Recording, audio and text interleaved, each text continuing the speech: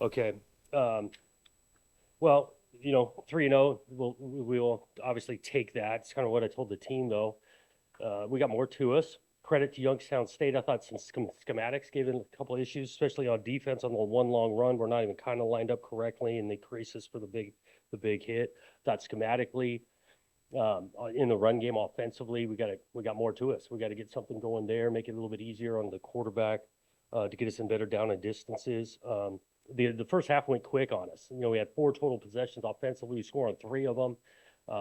So you go into halftime with the thinking we just wanted to get the ball going, and then coming out of the second half, that punt return was huge because we didn't do anything offensively. Defensively, steps up, gets us 3 and out. The punt return by Amari was huge. Get us down there and kind of separate with some things. We had the 1 turnover tonight, tipped ball, play action pass, but defense bowed up. I thought that was really big. And you look at the second half and everything. We turn the thing over, get it in pretty good field position for them. Defense bows up and gets a stop. I think they missed the field goal on that possession, so that was big. So, again, we're going to go back to work, similar like we're doing each week, right? Going to digest this tape and look at some things. And we know what's coming in regards to this conference, starting conference play next week. The road trip, the team we're playing, all of that's coming, and we want to take tomorrow for sure to make sure we're looking at our tape and getting better. Think I might get asked, I might just fire just a couple updates on a couple guys. Alante Brown got hurt during pregame warmups. We'll get a final diagnosis kind of on Monday, we think, on that to see where that goes. Nick Marsh is really the same way. Halftime, took a look at him, kind of inconclusive, just wasn't ready to go for the second half. We need a longer look at him to get final, and I'll definitely let you know where that goes if we know by Monday. Outside of that, I'll take your questions. Chris. Yeah, I kind of wanted to touch on that a little bit with Luca as well, and I saw Connor went out, and then Mackay, those 3, and then also just what this game did in terms of testing the depth, maybe in a different way than you thought it would. Yeah, it did test the depth because you mentioned those 3 guys coming out for a small amount of time, whether they go back in. I say this like we watch the tape, and it's not like we're going to just point the finger at the player the whole time. You think about it as a coach, our preparation. I will tell you, we went pretty good on Tuesday and Wednesday of this week. Good on good. Some of the emphasis we wanted to make off of last week, and I thought in the back of my mind too, we got some guys that came out for plays, and so the work we're putting in. These guys went to work this week. This was nothing casual, and so I think about that too as I'm preparing this team. And that all 3 of those guys, we'll let you know Monday. But right now, we're not anticipating long term on Mackay, or I can't remember who else you mentioned, but Luca. We'll see on that one. That one might be more serious. Again, I don't want to until we know final. Few players are up here talking about how it's next man up, and I know that's a common refrain in football when there's injuries, but how do you ensure that it is a next man up and there is no drop off when you have some pretty key injuries, it seems, in some pretty key spots? Everyone, it's a physical game, and you need guys to get in, and I think for 3 weeks we have gotten a bunch of guys in, and they know the importance. Maybe they were just getting in the game because that was part of the rotation. Now a guy goes down, you need the next guy to go in, and that's the expectation, kind of the culture of the locker room is that, if you aren't the starter and you go in the game, you can still perform and execute like you are starter. Jonathan over here on the side. The run game was not really, consistent, and traditional. Aiden led you obviously in rushing, but I guess would you see that they did to give you guys trouble, or was it more on your end? I know one thing. Without deeply studying the tape, they were playing some high safety looks, but those guys were fitting in a hurry. And so, as an O-line, you're not identifying a high safety in your scheme, but those guys were showing up in a hurry, especially on anything going sideways. That's kind of my initial thought without deeply studying it. Jonathan, holding Brungard to 17 yards, pretty impressive after 264 the week before. And what was the thinking at the end of the first half? Yeah. Instead of calling the timeout, trying to clock it, and then you don't get a play and just kick the field goal. Oh, yeah. We want to be able to execute a clock to start with, to not go backwards. So either way, we were going to have a play from the 1. Some of the logic, if you can get the thing spiked enough, we average about 5 seconds of play. You run a quarterback sneak, there's a chance it's going to be less than that. You hold on the timeout, you could get 2 plays. Either way, the way it played out for sure, I'd love to bang the timeout and run a play from the 1. But, we back up where it turned out to kick a field goal momentum-wise. We were getting the ball back. We were pleased to get a score, I will say, at the end of the half. Jonathan, 3-0, something to be celebrated. Even with the injuries, how do you manage expectations internally and externally about what the expectation for this team is for a day like today and going forward? Yeah, I think we emphasize kind of expectation. We use the word standards and things. It's more internally. We set these standards. Did we play to our standard in all facets? That's how we focus. Externally, look, we want a passionate fan base. We want people interested in what's taking place, all of that. But I will just tell you, it's all internal when it comes to our standards and what we're focusing on. Obviously, you're aware of all the adversity Morion has gone through. How nice was it as a coach to see him go get a pick today? Yeah, it's great. Just really happy for him. I think you saw it from his teammates.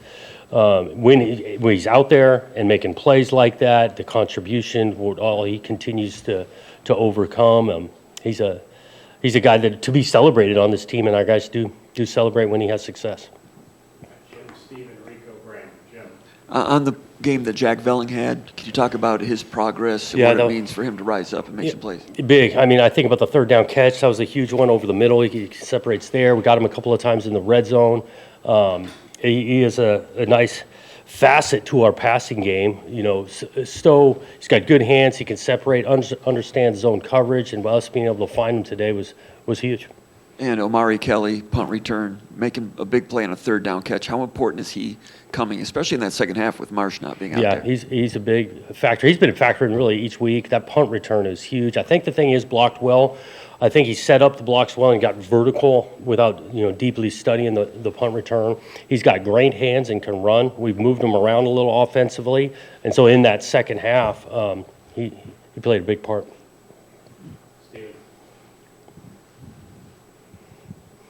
Hey, Jonathan. Forgive me if I'm reading too much into your tone, but I guess it sort of feels like you are a little disappointed in some things today, and it feels like you could have got more out of this game. I'm wondering what sort of is where you're at. Yeah, I think we got more to us. And again, I'm starting with myself, the staff, and our preparation. Again, I don't want to take away from Youngstown. I think Youngstown's going to win some games in their conference and things.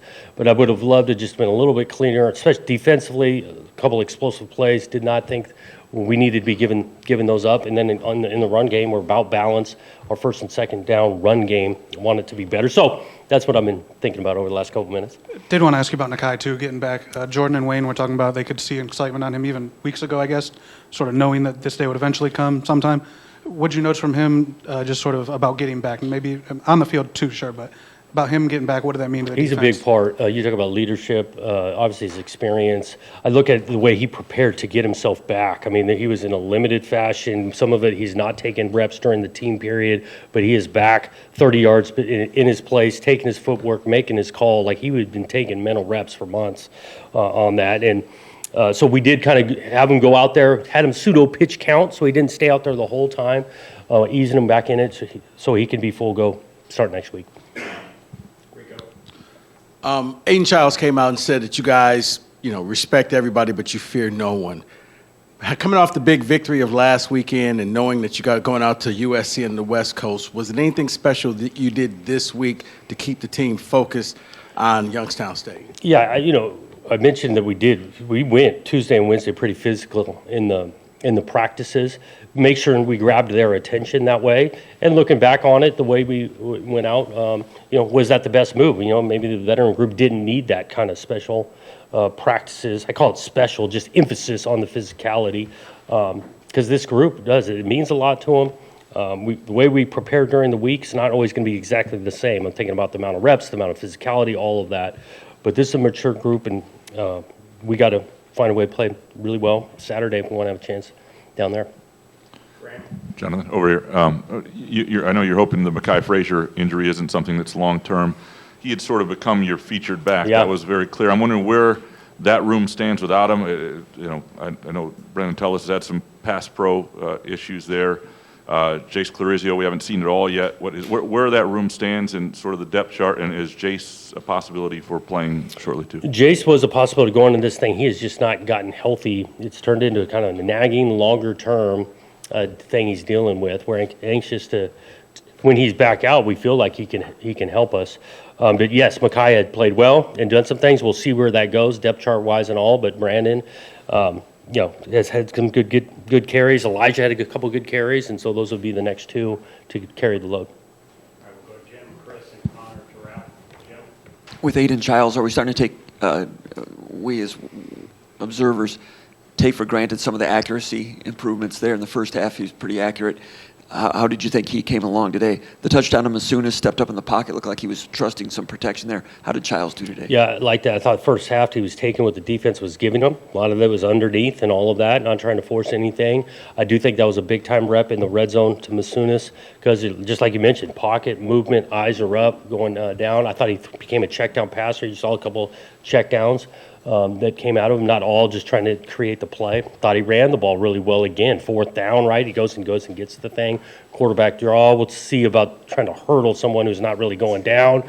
We're always coaching, but I like his game right now. Decision-making, accuracy, seen it well, managing the thing, playing really hard. I thought he did a good job again tonight. Yeah, and we just talked earlier about the Nick injury situation, but before that, you guys were feeding him the ball quite a bit. I'm wondering if you can kind of break down what you saw from him in that first half, and then in the second half, Bullard obviously had the touchdown run too, but the third down catch that he made just on the sideline, just what he brings to this offense for you in terms of a dynamic playmaker. Early on Nick's part, again, I think some of the scheme them defensively, they were going to make it hard for us to run the ball, play some isolation game over there with Nick and off coverage. So we were spitting the ball out to him, and he broke a couple of tackles. That was kind of the first half generally. Bullard can run. He's a good player. Obviously, the reverse is a good play. I think the third down catch, 2 minute on the sideline, he's making a huge play there. So you might see more and more of him as things go. We've got some guys, and Bullard's one of them.